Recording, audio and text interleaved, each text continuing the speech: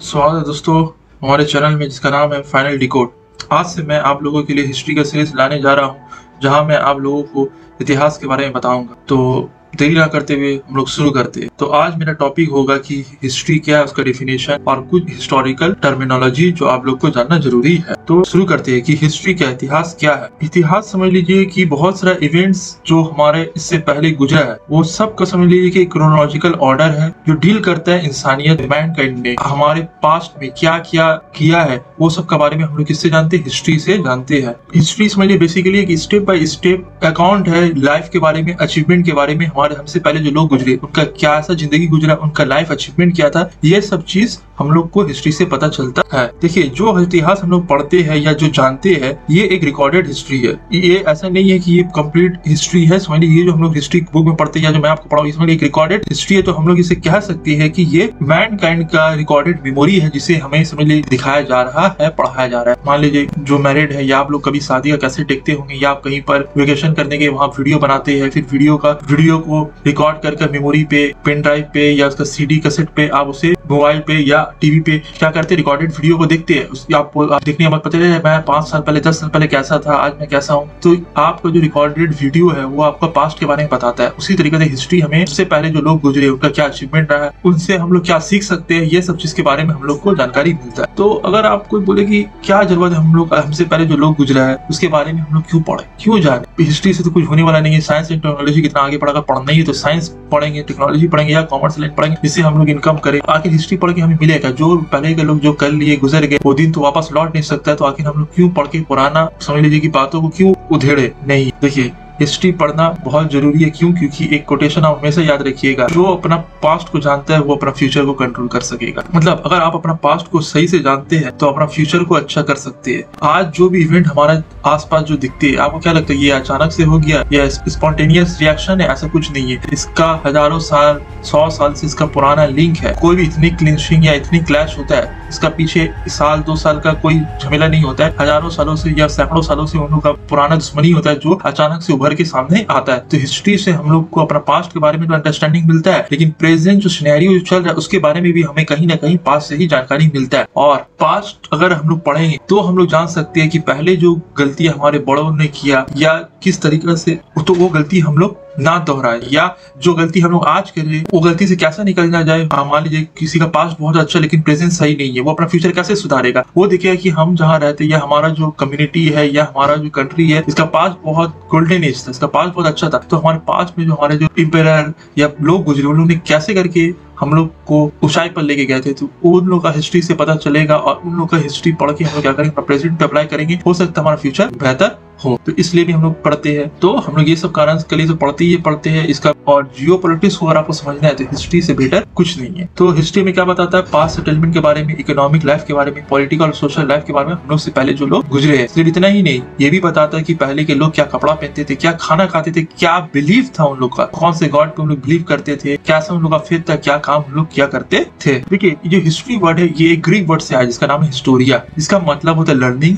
पढ़ना या जानना। इंक्वायरी के थ्रू हम लोग का पास्ट में क्या हुआ उसे रिसर्च करके जानने को हिस्ट्री कहा जाता है। ये एक ग्रीक वर्ड है, ठीक है। और ये ग्रीक वर्ड है तो इसको इसे देने वाले का नाम है हेरोडोटस। ये हिस्ट्री जो वर्ड है एक ग्रीक हिस्टोरियन जिसका नाम है हेरोडोटस, उन्होंने ये हिस्ट्री सब दिया था। मतलब उन्होंने तो वर्ड दिया था हिस्टोरिया जिससे हम लोग ने हिस्ट्री सब बनाया है। तो ये हिस्टोरिया सब देने वाले का नाम था हेरोडोटस। हेरोडोटस को कहा जाता है फादर ऑफ हिस्ट्री। देखिए अगर हम लोग हिस्ट्री पढ़ते तो हम लोग को सब हमें एविडेंस शो करने पड़ता है, सोर्सेस शो करने पड़ता है कि आखिर हम लोग कोई भी बात बोलते उसका दलील क्या है, उसका एविडेंस क्या है। तो हिस्ट्री को बेसिकली ब्रॉडली हम ऐसा, मैं आप लोगों को डीप में नहीं जा रहा हूँ ना, आप लोगों को मैं पूरा मास्टर्स करवा रहा हूँ, मैं बस बेसिक आप लोग को नॉलेज दे रहा हूँ कि हिस्ट्री का सोर्सेस को 2 भागों में हम लोग क्लासिफाई कर सकते हैं। एक है आर्कियोलॉजिकल सोर्सेस और एक होता है लिटरेरी सोर्सेस। आर्कियोलॉजिकल सोर्सेस में क्या आता है, अवशेष, हम लोग से पहले जो लोग गुजरे उनका अवशेष। अवशेष में क्या आता है, फॉसिल्स हो गए, जो लोग मर जाते हैं वो फॉसिल बन जाते हैं, या उन्होंने जो इंस्क्रिप्शन लिखा वो भी अवशेष में आते हैं, यानी कि अवशेष को इंग्लिश में बोलते हैं रिलिक्स। आर्टिफैक्ट्स हो गया, ये मॉन्यूमेंट्स हो गया, कॉइन्स हो गया,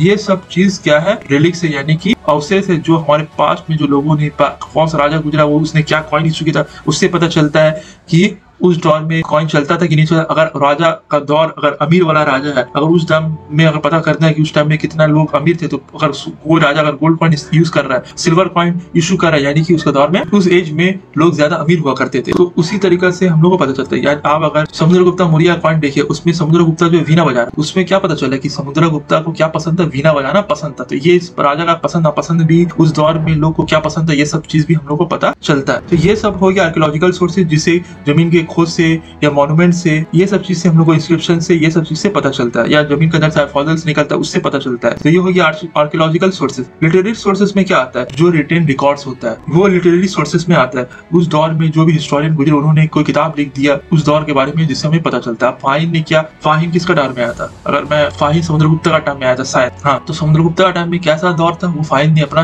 अकाउंट्स में लिख दिया। अगर फाहिम का किताब पढ़ेंगे तो हम लोग को समुद्रगुप्ता के बारे में पता चलेगा। अगर मैं गलत हूँ तो मुझे कमेंट में सही कर दीजिएगा। ह्यूइंग ज़ैंग किसका टाइम में था, हर्षवर्धन का टाइम में। तो हर्षवर्धन का टाइम में कैसा उस टाइम में माहौल था, उस टाइम का राज शासन कैसा था, उसके बारे में हम लोग को किससे, ह्यूइंग ज़ैंग का किताब पढ़ेंगे उससे पता। तो वो हो गया लिटरेरी सोर्सेज, जिससे लिटरेरी सोर्सेज का था, जो रिटेन रिकॉर्ड्स जिसका होता है। लिटरेरी सोर्सेज भी दो प्रकार का होता है, एक होता है सेकुलर सोर्सेज, एक होता है रिलीजियस सोर्सेज। सेकुलर सोर्सेज में मैं बता देता हूँ कि वो जो उस दौर में जो हिस्टोरियन आए या जो ट्रैवलर्स है, जैसे कि मार्को पोलो चाइना में गया, चाइना में जाके उस दौर में चाइना में कैसा माहौल था उसने लिख दिया चाइना के बारे में, तो वो हो गया सेकुलर सोर्सेज। जो कोई बाहर से आया, जिसको कोई धर्म से कोई लेना देना नहीं था, वो आके उस दौर के बारे में, उस राजा के बारे में, उधर का पॉलिटिकल सिस्टम के बारे में, उस टाइम के इकोनॉमिक कंडीशन के बारे में लिखता है, तो वो हो गया सेकुलर सोर्सेज। और रिलीजियस सोर्सेज, धार्मिक लोग जो धर्म की किताब लिखते हैं, धर्म से रिलेटेड हम लोग को जो बात जानकारी मिलता है और पता चलता है कि उस दौर में कैसा माहौल था, उसको बोला जाता है रिलीजियस सोर्सेज। यानी कि अगर आपको जानना है कि यूरोप में माहौल कैसा था, तो आप क्या पढ़िए, बाइबल में बताएगा कि जेरूसलम में, यानी कि आज का पैलेस्टाइन और इजराइल में कैसा माहौल था, वो आपको बाइबल से पता चलेगा। तो बाइबल क्या हो गया, सेकुलर सोर्सेज नहीं, एक रिलीजियस सोर्स हो गया। अगर आप उसी तरीके से इस्लाम के बारे में जानना है तो आप कुरान पढ़िएगा, हदीस पढ़िएगा, तो आपको पता चलेगा अरब में किस तरीके से उस दौर में वहां का माहौल था। अगर आपको हिंदुइज्म के बारे में जानना है तो आप वेद पढ़िएगा, और वेद से पता चलेगा कि इंडिया का माहौल कैसा था, नहीं था। वो क्या हो गया, एक रिलीजियस सोर्स हो गया। उससे हम लोग रिलीजियस सोर्स से हम लोग पता रहे कि उस दौर में कैसा माहौल था, कैसा रिलीजियस लाइफ था, कैसा इकोनॉमिक लाइफ था, कैसा उस टाइम के राजा या एम्परर गुजरे है। और हिस्ट्री से सिर्फ हमें इतना ही नहीं, हिस्ट्री से हमें क्या और पता चलता है। देखिए, मैं दो बात भूल गया था, मैं फिर इसे ऐड कर देता हूँ। देखिए, हिस्ट्री से हमें इन्वेंशन और डिस्कवरी के बारे में पता चलता है। अगर आपको बोले कि आज हम लोग मोबाइल चला रहे, एक तो सवाल उठाइए, आखिर मोबाइल को बनाया किसने, आखिर क्या अपने आप मोबाइल आ गया, उसका बनने का क्या प्रोसेस था, ये सब भी जानकारी हमें हिस्ट्री से मिलता है। 3 टाइमलाइन होता है, जिसे मैं आप लोगों को बता देता हूँ। हिस्ट्री को 3 पार्ट में बांट दिया गया, एक प्री हिस्ट्री, प्रोटो हिस्ट्री और हिस्ट्री। प्री हिस्ट्री क्या है, प्री हिस्ट्री वो टाइम पीरियड को बोला गया जब, वो ह्यूमन हिस्ट्री का टाइम पीरियड को बोला गया उस दौर में जब इंसान को लिखना पढ़ना नहीं आता था, जहाँ पर कोई भी हम लोग को रिटन रिकॉर्ड्स नहीं मिलता है। और अगर हम लोग को प्री हिस्ट्री के बारे में जानना है, सिर्फ और सिर्फ हम लोग को आर्कियोलॉजिकल सोर्सेज से ही पता कर सकते हैं कि प्री हिस्ट्री में लोग कैसे जिंदा रहते थे, उन लोगों का क्या लाइफ स्टाइल था। तो प्री हिस्ट्री में क्या पता चलता है, प्री हिस्ट्री में कोई भी रिटन रिकॉर्ड नहीं, यानी कि उस टाइम लोग पढ़ना लिखना नहीं जानते थे, वो प्री हिस्ट्री का दौर हो गया, जहाँ पर हमें कोई भी रिटन रिकॉर्ड्स नहीं मिलेगा। अगर रिटन हम लोग सिर्फ और सिर्फ आर्कियोलॉजिकल सोर्सेज पे निर्भर है। जो आर्कियोलॉजिस्ट लोग जो खोज करेगा, वो खोज से जो हमें बताएगा, वही हमें प्री हिस्ट्री के बारे में जानकारी मिलेगा। उसके अलावा कोई भी रिटन रिकॉर्ड अवेलेबल नहीं होता है। अब इसमें क्या आता है, आर्कियोलॉजिस्ट क्या खोजते हैं, बहुत सारा फिजिकल रिमेन्स उस दौर में जो बच जाते हैं, रिपोर्ट्स हो गया, ज्वेलरी हो गया, टूल्स हो गया,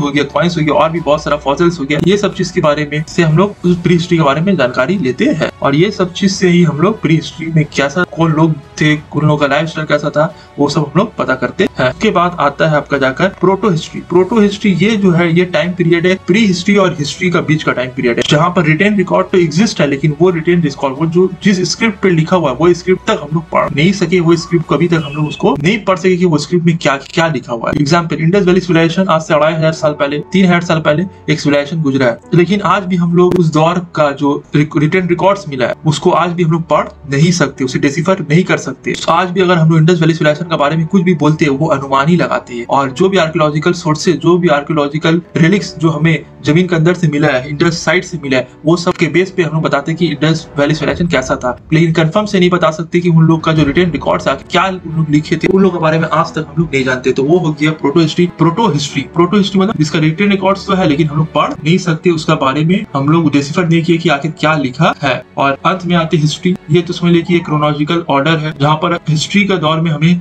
हर एक चीज रिटन रिकॉर्ड्स मिलेगा, वो भी एक क्रोनोलॉजिकल ऑर्डर पे, कौन से इवेंट का पूरा एक डेट लाइन पे हमें मिलेगा, एक टाइम लाइन पे मिलेगा। और हिस्ट्री में हम लोग आर्कियोलॉजिकल सोर्सेस और लिटरेरी सोर्सेस दोनों से हिस्ट्री के बारे में पता करते हैं। अब मुगल एम्पायर में, मुगल टाइम में हम लोग को रिटन रिकॉर्ड से मिलता है और उस दौर में आर्कियोलॉजिकल सोर्सेस से मिलता है। अब आप अगर आपको पढ़ना है अकबर के बारे में तो आप क्या पढ़िएगा, एनी अकबरी पढ़िएगा तो अकबर के बारे में पता चलेगा। अगर आपको ताजमहल देखना है तो आपको शाहजहां के बारे में पता चलेगी, शाहजहां ने ताजमहल बनाया था, तो ये भी क्या हो गया, आर्कियोलॉजिकल एविडेंस हो गया। तो हिस्ट्री में हम लोग आर्कियोलॉजिकल सोर्सेस और लिटरेरी सोर्सेस दोनों के बेस पे हिस्ट्री को पढ़ते हैं और जानते हैं और बता करते हैं हिस्टोरिकल हिस्ट्री। देखिए अब मैं आप लोग बताऊं क्रोनोलॉजी, ये क्रोनोलॉजी वर्ड आप हिस्ट्री में बार बार सुनते रहेंगे। देखिए ये क्रोनोलॉजी कुछ नहीं है, बस जो इवेंट जैसा हुआ है, जो इवेंट पहले हुआ उसे पहले रखा गया, जो इवेंट बाद में उसे बाद में रखे। मतलब हर इवेंट को पास में जो भी इवेंट हुआ उससे एक डेट पे, एक ऑर्डर पे सजाया गया, उसे ही को क्रोनोलॉजी कहते हैं। और उसको किसका मदद से हम लोग उसे समझाते हैं, टाइम लाइन का मदद से समझाते हैं। और ये टाइम लाइन दो पार्ट पे डिवाइडेड है, एक है एडी और एक है बीसी। एडी क्या है, एडी का मतलब होता है जीसस क्राइस्ट का बर्थ के बाद जो भी टाइम